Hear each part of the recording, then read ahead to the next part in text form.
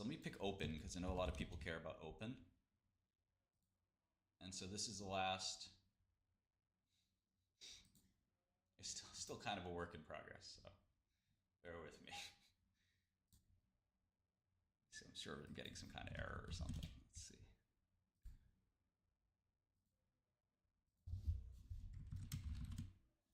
Okay. So this is open.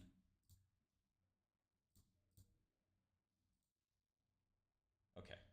So this is open, which is open door. Let's check actually to see if this is the exact shape.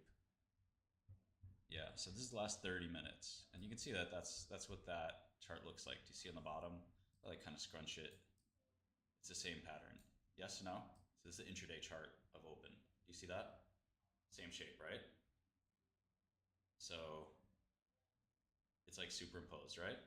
Everybody see that? Great. So what this does is it looks in history of the stock market, and it says what are the closest Euclidean distance, or just the closest pattern. And you see all these little superimposed patterns are the closest pattern. What's interesting is it's telling you that the probability of the stock being up in the next 10 minutes is 50-50. Why is it 50-50? Well, the mean return of the 20 closest neighbors, so these are the 20 closest matches. And if somebody looked at this and said, well, I really think this is bullish, well, the average 20 patterns that are the closest actually did not have a positive return. It's actually a negative return. And you can see all the statistics here. And in fact, if you click here, you can see all the matches. Some of the closest matches go back 25 years ago. A company called Myriad Genetics had the same match. And that stock was down 1% at 10 minutes. It's one of these lines. Now, if I want to see the 200 closest neighbors, I can do that as well. I just click run, and it returns really quickly. And again, the mean expected return is negative. So this is like an automated statistical arbitrage tool. It's a vector search. I think that you can look at median. Median, there's standard deviation there. Gives you the probability distribution. You can make a lot of different adjustments. Like I have softmax here. You might want to try uniform instead. How many neighbors do you want to, I don't know, graph? There's a lot of different, ways to do it. There's 60 neighbors. You can see it's kind of a real thick John there. So in any event, there's a lot of ways to do this analysis. Like maybe you want to see 2,000, the 2,000 closest. The funny thing about this is guess how many vectors are in the database? Guess how many shapes are in there? Yeah, we're working on longer time frames and shorter time frames, including second to second time frames, which are going to be really fun.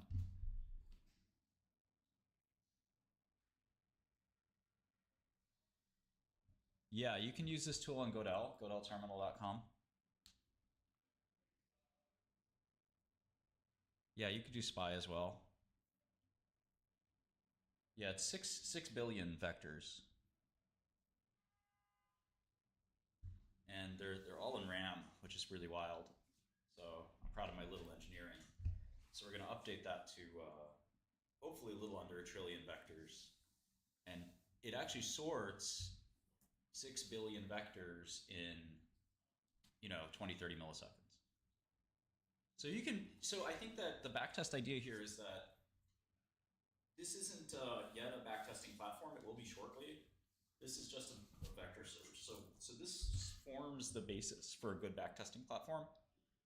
So the question on backtesting is, what is your strategy, right? This is just data. So there's not actually a strategy implicit here. The question is, what strategy do you want to make out of it? And that's where PRT comes in. So what PRT is doing, the reason I started with this is really interesting. So I took 700 stocks, right?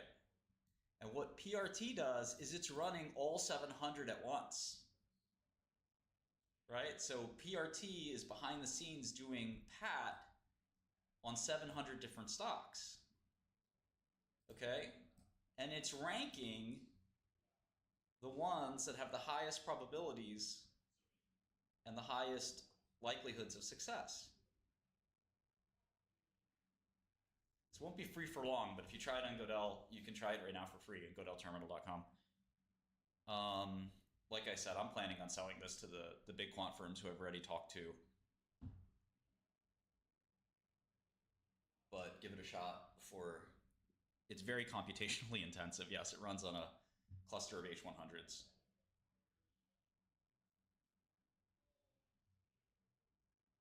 You can backtest by actually using this tool, but you're not going to use the real time. So if you want to go backwards in time, you could backtest that way. It's just, you know, an H100 rig, Python.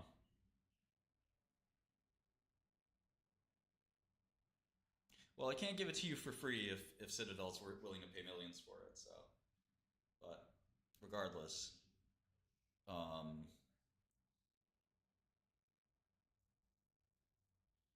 so yeah, so if you run, you know, put in your, if you just care about, like, let's say you just care about 5 stocks, Palantir, Open, Joby, these shitbird stocks. I'm kidding, Palantir is good stock, actually.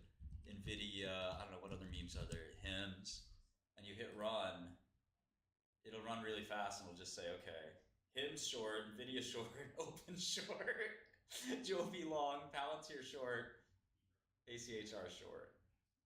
But the edge, it's 5 times more, or it's like 3 times more confident on HIMS than any other ones, short HIMS.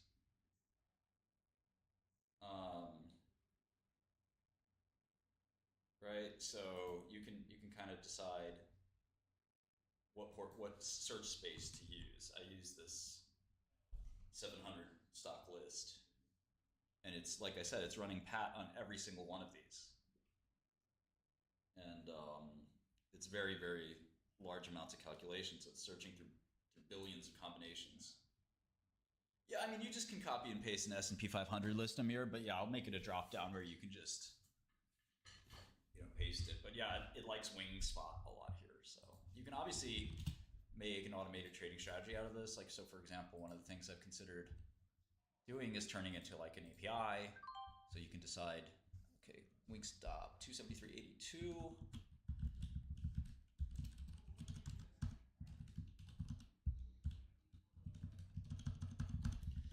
Let's see how my Weight Watchers is doing.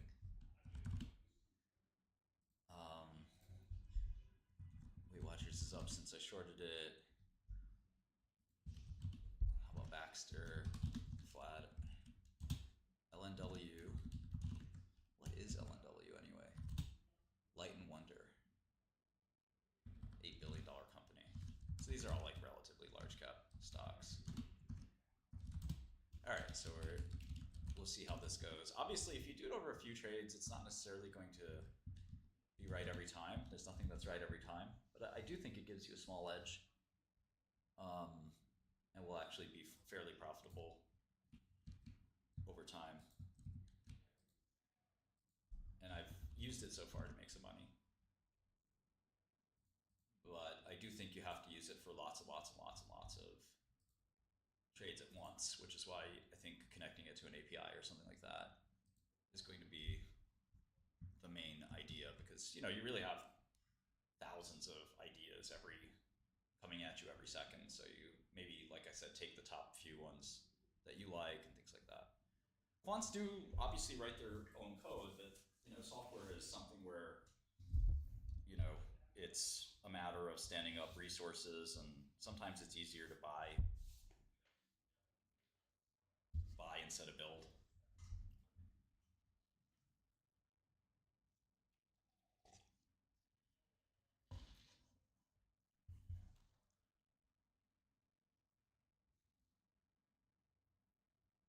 These are, yeah, really, really short-term trades. Yeah, Towers, well, this Towers Watson was obviously not Weight Watchers. A long time ago, I think WTW was Weight Watchers, then it went to WW, but I don't know for sure. So anyway, we're releasing lots of really cool tools like this that aren't available, quite frankly, on Bloomberg or anywhere else. So even though Godel is cheaper than Bloomberg, it has tools like that aren't on Bloomberg. So I think that's pretty Pretty cool. Yeah, Panda. I mean, it's one of these things where the statistics are also you have to consider the beta. So like if the market's going up, this is why quantitative investing is usually done by professionals because if you just get that little uptick and you're only short, you're going to see some pretty rough performance. So you got to make sure you do longs and shorts pretty equally. And like I said, the advantages are small. They're all over time. They're not going to be you know instant profits all the time. Every day. It's across cross sections of like lots of minutes. So like if you do, um, remember there's 390 minutes in a day of trading. So if one, it'll give you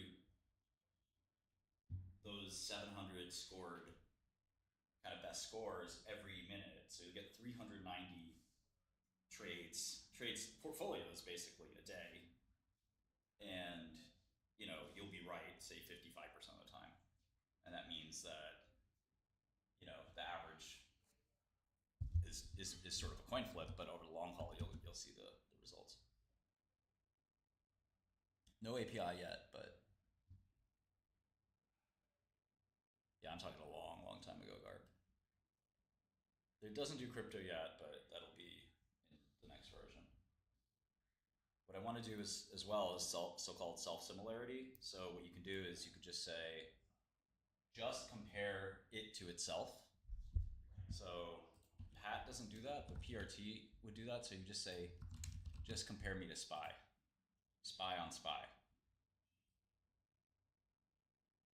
and that's kind of another neat way to look at it. Is like SPY is the only. I just want to compare SPY to itself. And if you're a futures trader, I don't know how you could do it without this. I think hedge funds would be liquidating their ATYR positions with over several days, depending on how much you have.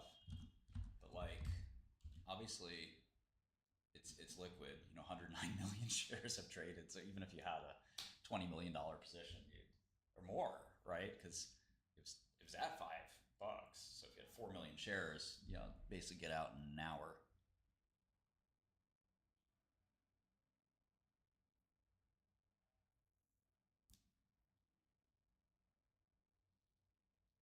Yeah. So I'm also going to make it so that it just updates, maybe it tallies.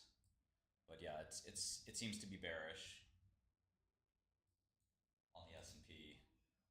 But again, we'll keep kind of thinking about it and growing this platform. We have so many new things coming to Godel. It's really exciting. We're the only platform that has private prices, which is really neat. So there's OpenAI's stock chart, for example. I think it'll be closer to 600 pretty soon, actually. So I like it a lot.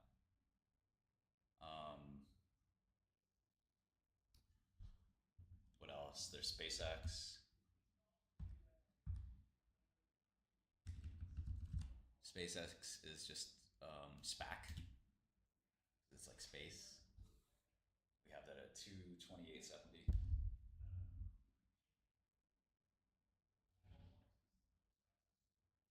These are privately held companies that trade kind of hand to hand, OTC, and on Nasdaq private. I think we have 300 or 400 privates.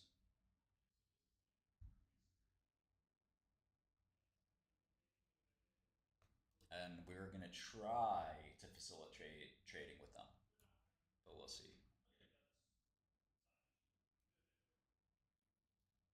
Order filled.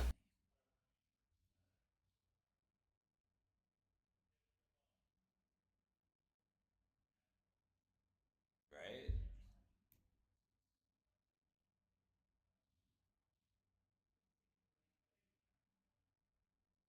Yeah, Waymo's probably undervalued, I think.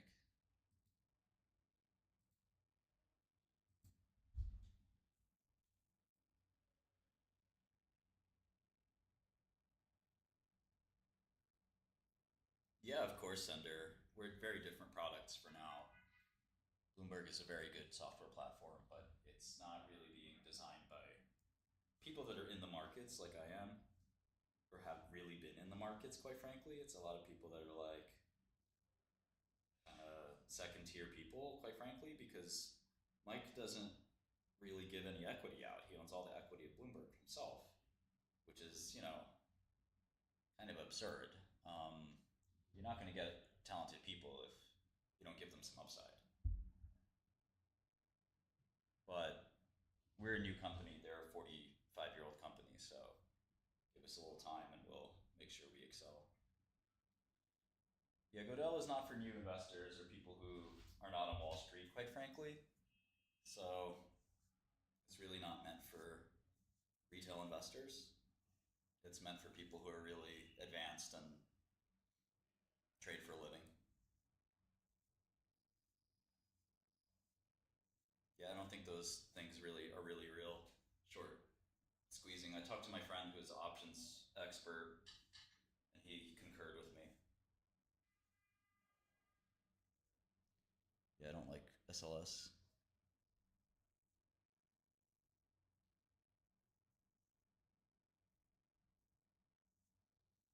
Well, I guess we can look at Hive since one of you guys requested it.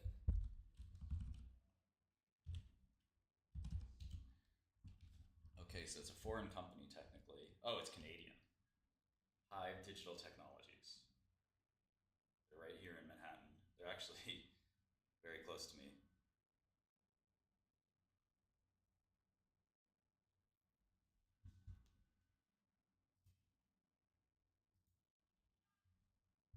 I don't think there's going to be any recovery in little old A-tire. I don't know why you bought it. Why'd you buy it? Who told you to buy it? Who'd you listen to? What the hell is wrong with you? You think you know biotech? I'm gonna scold you.